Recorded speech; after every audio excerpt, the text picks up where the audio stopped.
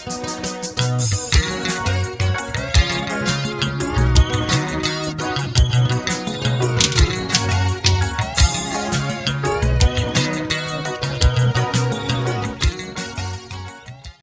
mfana ubhizi luzifocus njengamanje uqola abantu la ethi ubalandela imali ezinyangeni enye imali isala kuyena uyihlephula ngezinyo lonke lento le hayi ngoba singayazi yini kuningi there is a lot ngaye but musu kuluzi focus ukhuluma ngosiyamiyeza abawomfundo omtshali nanani akunayo inkinga lento leyo mina hamba oposta lapha ngisho ngiposta ngenqunu wenzini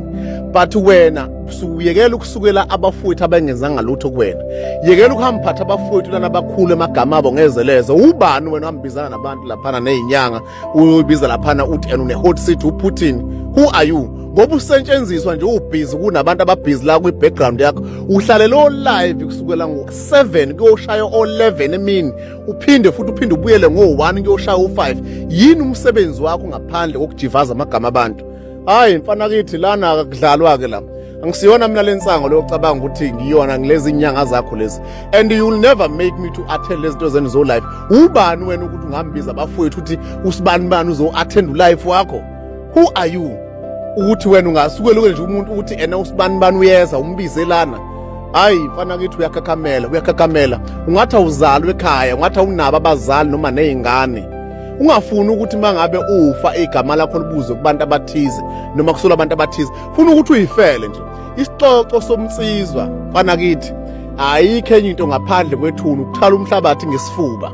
wena uxokizike but uzenza insizwe engekho udlala ngabantu la ku social media lezinyanga lezi namakholo kanti ubhizi uthi ena wobizwa umholi wamaNazaretha unyazi lezulu ubani wena ukuthi ungazothi unyazi lezulu lunethwa imvula unyazi lezulu lenza ucansi who are you ngaleyo nto leyo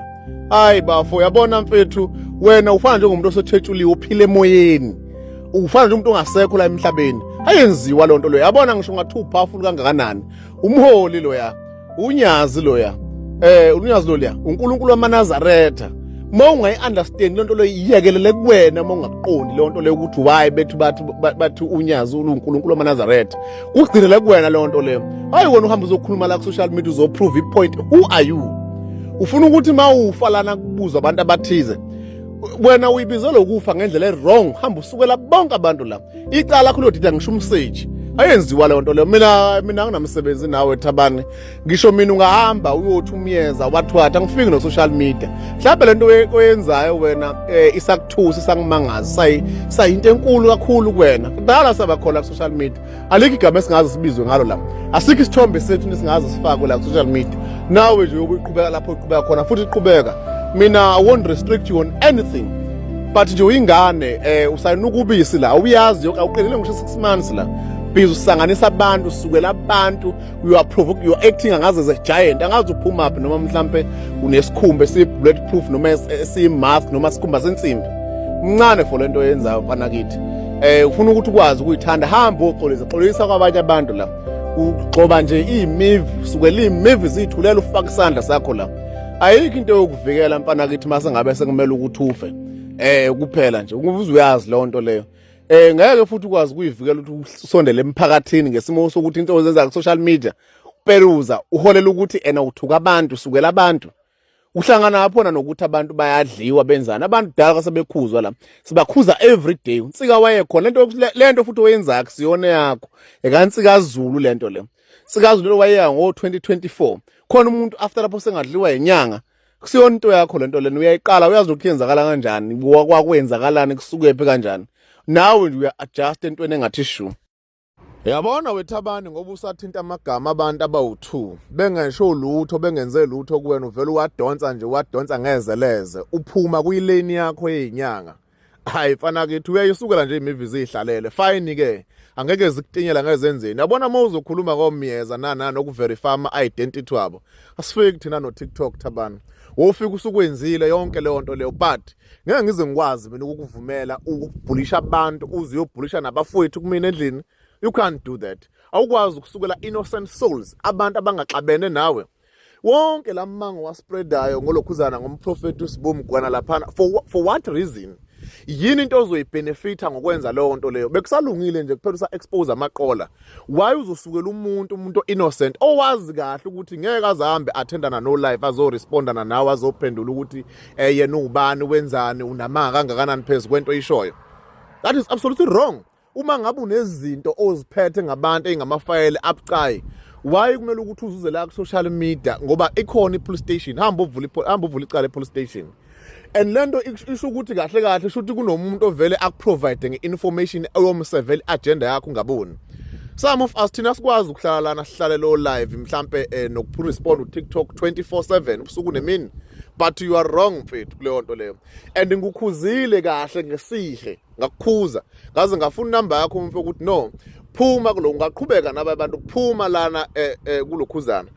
uyabasukela labantu yonke lento oyikhulumayo ayihlangene nabo and abayazi into engekho into engamanga. And lo muntu ngeke akwazi like ubani kuloya muntu lokuthi ungathiwa ufika nje kuwena sefika usezocha sezo-account la ku TikTok. Le nto ibisalunge kuphela udlala kuyona la enyangeni nani. And uTikTok thina siyawazi phaningi abantu fethu akade bevunywa benza lezi zinto lezi. Wazi ukuthi le nto nomkhakha lokuwona unemlenze emfishana awunayo imilenze emide. Kuphela nje ukugcina uyikhathalela nawe uyihlalela phansi ngandlela thizeni uma ngabe mhlawumbe sokuthi sekuyaxaka abantu futhi laba ngikutshela abantu bayahlomekisana. The support namhlanje ucabanga ukuthi unayo it is temporary. Abantu laba mhla sekuthi uphambene nemvula bayobe kusho bona bethi besibona noma besisola ukuthi hayi mhlawumbe usibani usazohamba phinda iyeke lento le. You can't tell me ukuthi empilweni yakho yonke ungenza lento le ukuthi nje sewuqeda unyaka wenza lento yenzayo.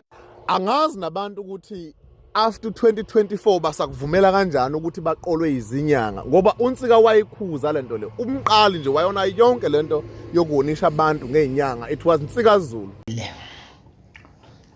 uSibu Mgwena, his true identity is not Sibu Mgwena. So ngiyamuzwa nje uyagoloza ucela umgibe uthi angifonele. Umgibe yangifonela. So it was my first time receiving a call from Umgibe. Umgibe yangifonela uthi nangu lo mfundisi yangifonela la uthi unenkinga la unenkinga nawe ucela uye kaMagalatia. Ngithi amaGalatia enzeni manje? Ngirelaxela nje yabona nami ngi-acte ngathi angazi lutho. uSibu Mgwena waseZimbabwe and njengoba ngiwaseZimbabwe akulona igama lakhe uSibu Mgwena. Akulona igama lakhe. Lokho uSibu Mgwena akulona igama lakhe la ngempela lelo. Umjida nje waseZimbabwe loyana. Umjida waseZimbabwe wazalelwe eZimbabwe. Igama lakhe uZibusiso wakampofu. Wazalelwa kaBulawayo eZimbabwe and ngathi ngisho isibedlela asalelwa kuso eZimbabwe. So ama documents ala eSouth Africa wa obtaining a fraud. Angazi noma usiyamyeza njengoba ezama ukungenelela kuleyo ndaba ukuthi uzama ukungitshela ukuthi uyiphathini yayi fraud na. Because usiyamyeza uvele wavuka inja nje mangithinta indaba kaSibu wavuka inja. Manje I don't know either ways usiyamyeza khona imali ayitholayo yini ngendaba kaSibu Mgwena na. Or becabanga ukuthi mangikhuluma ngoSibu Mgwena izolo angazi ukuthi ngikhuluma ngani. So uSibu Mgwena kusowala eSouth Africa waseZimbabwe. Ama documents ala eSouth Africa wathole ngefraud and ngikho bengisaphumile nje obade ngishilo nje. Abazana noSiyamyeza bamtsheleze la. Angalibele ngikhandela ama video asangene lapha eMidlungu. Akeze la uSiyamyeza. Ubani wazi uThamara? Ke sibuyele nendabeni kaThamara mayelana noSiyamyeza. uSiyamyeza phela udliwa uma wakhe. akasebenzi akatohi indawo uyondliwa wondliwa uma wakhe straight akasebenzi uyondliwa wondliwa uma wakhe esikhundleni sothacele ngisho ukudrive itekisi kubaba umboma ubhizi la ko TikTok uzenza isiqhumama esizwe ngosiyameza usiyameza kezela ikhanda lensha ngeke nje ngizwe ngosiyameza relax akasiyi futhi inkingi umuntu njengoba umqhumisa ngempama kwi backroom yakubo siyameza kana next empilweni ngeke nje sizwe ngumuntu ongenalutho usiyameza phela uyena lwavimba ukuthengwa kwemoto kaThamara esibuye nje siqaleni phansi sikhulumeni iqiniso ngiyamfuna uThamara ezela angeke nje sizwe ngosiyameza uphu siyameza ngesizwe ngaye ukumiswa kokuthengwa kwemoto kaThamara kwaba umqondo kaSiyameza uSiyameza wayefuna ukubhulisha uThamara athathe yonke imali kuThamara yingakho kwazi kwagcina kufike la kufike khona ngapha nina naninikela nithi ninikelela uThamara uSiyameza wayefika hamba ayofonela uThamara demand imali emakhoneni kuThamara yila khona okwazi kwaba khona ungqingetshe ukuthi yindaba wona Siyameza ufuna ukuthatha imali kaThamara kuze kube namhlanje leli police South Africa ifisa ulithengela uThamara ayizange ikhona ukulithenga fanele loqiniso lelo libuyela ebantwini ababekhipha imali zabo ukuthi umuntu owayekade vele push agenda yokufonela uLokhunju uThamara afuna imali kuThamara kwakufanele Siyameza ufuna imali zikaThamara ngoba vele uyondliwa awusebenzi awunalutho awunamoto awunandlu uyondliwa umdala ungaka wondliwa uma wakho wena khuluma na umfana onebank balance evele lithi ma transferred by ma Fusek izala Siyameza ngqena ukuhlambalaza mfundo mtshali ziphathe kahle mfundo mtshali phuma kule nqondo yakho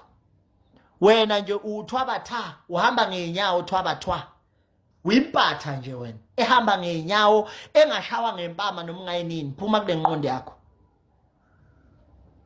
qheleka kubi ke ngoku ngoba uthinta umuntu ongathintwa ke ngoku uSibumkweni wayithenga iID la eSouth Africa walekelelwa nawo sopolitiki uSibumkweni akuyena uSibumkweni igama lakhe langempela uZibusiso wakampofu uzalwa eZimbabwe esibhedlela ekuthiwa Impilo Hospital masinga Impilo Hospital siyobheka ifile la Sibumkweni lokuzalwa kwakhe singalithola masingalibheke eSouth Africa ngeke silithole ngalo mzuzu unepati silase South Africa akhokha wakhokhela nosopolitiki ukuze anikezwe lelo pasi emva kwaloko ke wena Myezu zosukuma uyalwa ngapha silwisa amaZimbabwe angekho right anga straight wena uyalwa hey Thabane suwala ngqondo lalela la wena mina ngidla ama food parcel mina angwadli nje ama food parcel abafundisi umbheke kahle mina abafundisi ngabafica bebhebha amantombazane ngabashiya ngababuka ngabona ukuthi amantombazane abhejwa lapha emasontweni ngaphuma mina ngangahlala emasimbeni mina ngihlalelani ke namasimba abafundisi bonke mina engibaziyo bebebhebha izingane zabantu phakathi esontweni ngayikhipha leyo ndaba leyo ungibona nje la nginebullet engayishawa yiba abafundisi so wena ubuyini ke wena khona engingakuvezeli wona emzimbeni ubuyini ke wena ubuyini wena uyini wena mina ngitshela ngiyindawo mina la wena nje phila lapho ngama food parcel ngizokunyisa nje mina ngizokunyisa wena Siyameza phuma lapho abafundisi kudala kasebebhebha izingane zabantu basemasontweni asindisiwe bafana nayo uSibumkwena lapha na kuyidumisa TV ungene ngakubhebha lengane abathi ubuhle manje wena phuma lapho phuma nje lapha ayibubhebha ubuhle ingake lapha ingakoxoshwe ezinye izingane iTV unfair ngoba phela lona uboyfriend umuntu emarketing